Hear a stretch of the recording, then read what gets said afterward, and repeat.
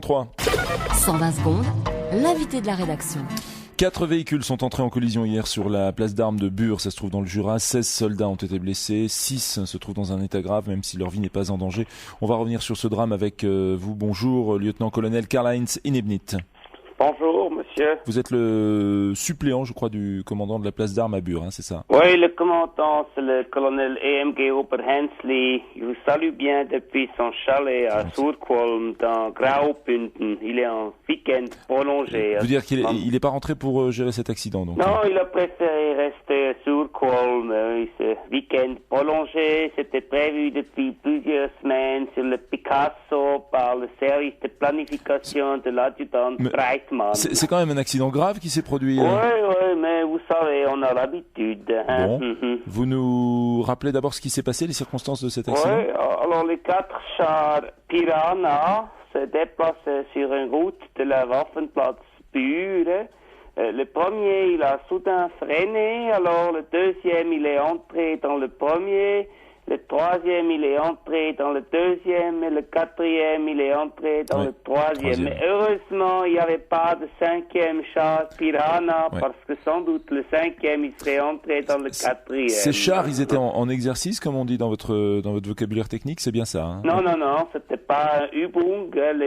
Les hommes, les soldats, ça veut dire, ils se déplaçaient depuis le secteur 4 de la Waffenplatz. De la place d'armes. Voilà, oui.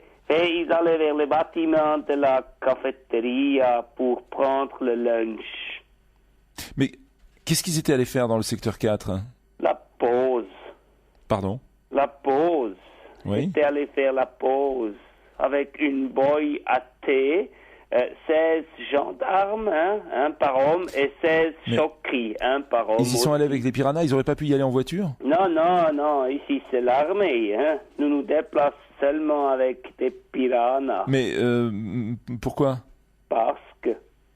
Mais attendez, utiliser un véhicule d'une 15aine de tonnes juste pour se déplacer dans la place d'armes, c'est pas un petit peu absurde? C'est l'armée. Bon. Alors, vous nous disiez tout à l'heure que vous aviez l'habitude des accidents graves, ça aussi, je comprends pas très bien. Surtout avec les chars Piranha. En 2008, il y a eu 2 chars Piranha qui sont entrés en collision. Il y a eu 6 blessés. Et puis en 2007, il y a eu 8 blessés aussi à cause d'un char Piranha. Par ailleurs, monsieur Inebnit, il y a quand même 5 hélicoptères de la Réga qui ont été mobilisés, une dizaine d'ambulances du canton du Jura. Vous pouvez nous dire combien va coûter cet incident? Oh non, je peux pas vous dire, mais ça c'est égal. Ah bon? Oui, c'est l'armée. Alors parlons des chars Piranha qui coûtent très cher, ils sont presque jamais utilisés hors des places d'armes en tout cas. Parfois on en voit sur l'autoroute, on en croise des fois avec un L, mais visiblement... c'est l'auto-école de Piranha. C'est ça, mais visiblement ils posent des problèmes de sécurité. Vous pouvez nous dire à quoi ils servent au fond ces Piranhas? Alors ils servent pour aller faire la pause. Oui. Si par exemple il pleut de l'eau depuis le ciel, vous pouvez vous mettre à l'abri dans le char Piranha pour manger le chokri ou le gendarme au sec avec le thé. D'accord, mais en cas de... Monsieur Inebnit, en cas de service actif, c'est ce que je voulais dire. De quoi? De comment on appelle ça? De service actif, c'est pas comme ça que de service réel. Si vous êtes en guerre... Oui, monsieur Inebnit? Monsieur, vous avez trompé le numéro. Ici, c'est l'armée. C'est pas pour faire la guerre.